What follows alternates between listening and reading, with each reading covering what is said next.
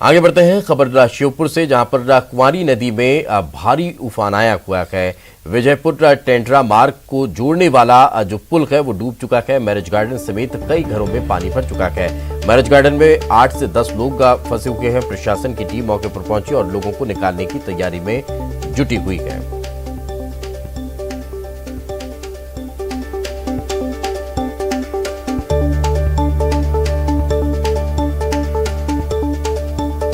प्रशासन की टीम मौके पर पहुंच चुकी है और लोगों को निकालने के लिए प्रयास किया जा रहा है। 8 से 10 लोग बताए जा रहे हैं जो यहां फंसे हुए हैं और मैरिज गार्डन ये बताया जा रहा है जिसमें ये लोग फंसे हुए हैं।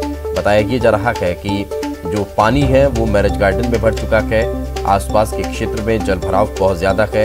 पूरा एरिया जलमग्न हो चुका है। यही वजह है कि अब प्रशासन की टीम वहां पर पहुंच चुकी है और लोगों को निकालने का प्रयास किया जा रहा है।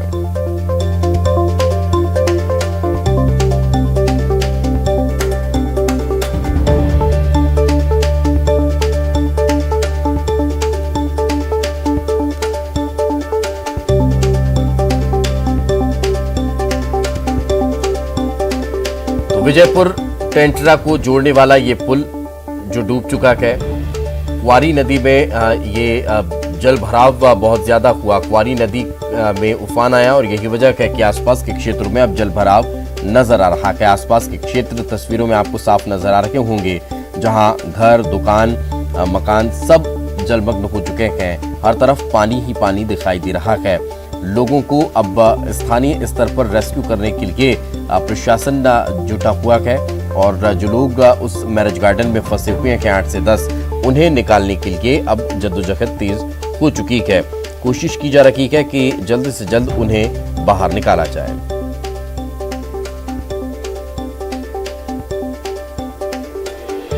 बड़ी खबर इस वक्त हम आप तक पहुंचा रखे हैं। लगातार प्रयास हो रहे हैं इन लोगों को निकालने के और जिन निचली बस्तियों में भी पानी भरा हुआ है उन्हें भी निकालने का प्रयास किया जा रहा है। और ज्यादा जानकारी के साथ हमारे सहयोगी दीपक हमारे साथ जुड़ चुके हैं। दीपक, क्या ताजा जानकारी? मैरिज गार्डन में जो लोग फंसे हुए थे, क्या उनका रेस्क्यू कर लिया गया? जी बिल्कुल दीपेश, जहां तक बाढ़ जैसे हालातों की बात करें तो पूरे जिले भर में इस तरह के हालात है, लेकिन विजयपुर में हालात अभी ज्यादा खराब हैं क्योंकि यहाँ कुंवारी नदी का उफान लगातार बढ़ता जा रहा है और जो मैरिज गार्डन है वहाँ 40 से 50 लोग फंसे हुए हैं, जिन्हें निकालने के लिए प्रशासन के पास पर्याप्त इंतजाम नहीं है, मोटर बोट नहीं है। सिर्फ ट्रक के जो ट्यूब होता है टायर में लगाने वाला, उससे लोगों को रेस्क्यू करने की कवायद यहाँ पर प्रशासन कर रहा है, लेकिन ये नाकाफी इंतजाम है और ट्यूब अगर कहीं किसी वजह से पलटा तो अनहोनी घटना भी हो सकती है। इसके अलावा एक ट्यूब से 40 से 50 लोगों को जल्दी रेस्क्यू कर पाना भी मुश्किल है, लेकिन प्रशासन के अधिकारी यहाँ लापरवाह बने हुए हैं और लोगों को जान जोखिम में डाल करके उन्हें रेस्क्यू करने का प्रयास कर रहे हैं। जी दीपेश, बिल्कुल। कितना और वक्त लग सकता है दीपक? जहां तक इंतजाम की बात करें तो महज एक ट्यूब है, तो उससे कम से कम अगर प्रशासन उनको रेस्क्यू करेगा तो 2 से 3 घंटे तो कम लग ही जाएंगे। नहीं तो यहाँ क्या बोट की व्यवस्था नहीं हो पा रही है? हाँ, जहां तक बोट की बात करें तो बाढ़ राहत के पास 2 से 3 बोट ही है जिन्हें अलग अलग स्थानों पर रखा जाता है। फिलहाल विजयपुर इलाके में एक भी मोटर बोट नहीं है, जिसकी वजह से प्रशासन यहाँ ट्यूब से रेस्क्यू ऑपरेशन चला रहा है। ये एक शर्मनाक बात है। इसके अलावा लोगों की जिंदगी से खिलवाड़ करना भी इसे कहा जा सकता है, क्योंकि ट्यूब पलट भी सकता है और रेस्क्यू के दौरान अनहोनी घटना भी हो सकती है। दीपेश, कितने लोग हैं ये मैरिज गार्डन में फंसे हुए? लगभग जानकारी मिल रही है कि बीते रोज मैरिज गार्डन में शादी समारोह आयोजित हुआ था, जिसमें 40 से 50 लोग शामिल हुए थे। मौके से देखने वाले बता रहे हैं कि करीब 40 से 50 लोग वहां फंसे हुए हैं। इनकी संख्या और भी ज्यादा हो सकती है, लेकिन प्रशासन के अधिकारी हैं इस मामले को लेकर लापरवाह बने हुए हैं। दीपक, 40 से 50 लोग हैं जो वहां पर फंसे हुए हैं। रात भर का वक्त बीत चुका है।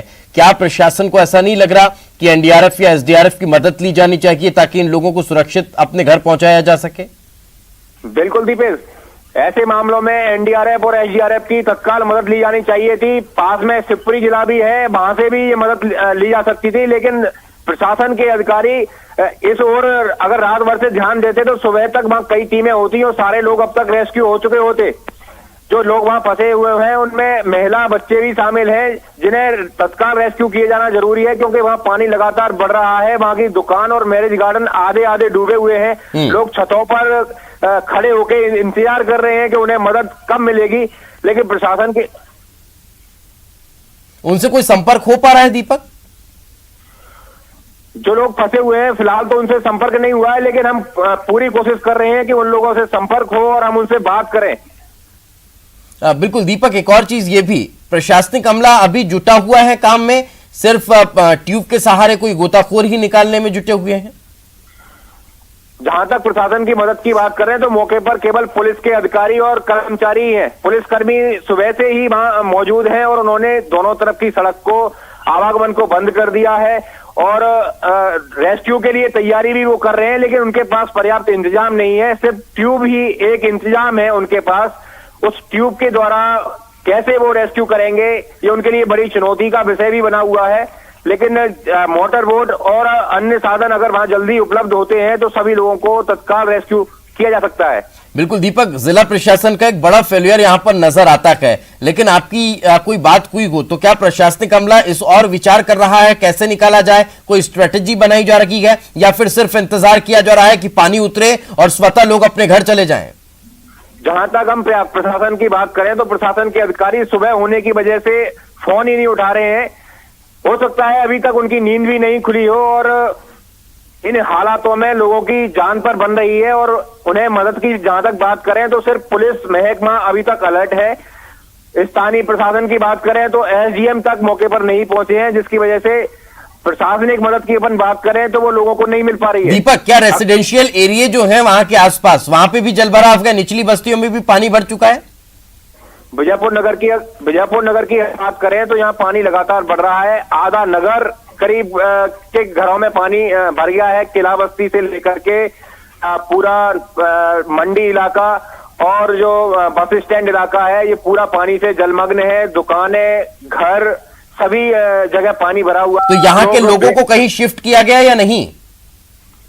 जहां तक शिफ्ट करने की बात करें तो फिलहाल रेस्क्यू ऑपरेशन चलाकर जो मैरिज गार्डन में लोग फंसे हुए हैं उन्हें निकालने की तैयारी की जा रही है। नहीं, जिन निचली बस्तियों, दीपक मैं उन निचली बस्तियों की बात कर रहा हूं जहां पर जलभराव होने की वजह से घर और दुकानें भी जलमग्न हो चुके हैं, तो क्या वहां रहने वाले लोगों को पहले अभी तक कहीं शिफ्ट किया गया था? रैन बसेरों में जब नदी का जलस्तर बढ़ रहा था तो पहले ही एहतियातन लोगों को वहां से हटा लिया गया या अभी भी लोग वहां फंसे हुए हैं?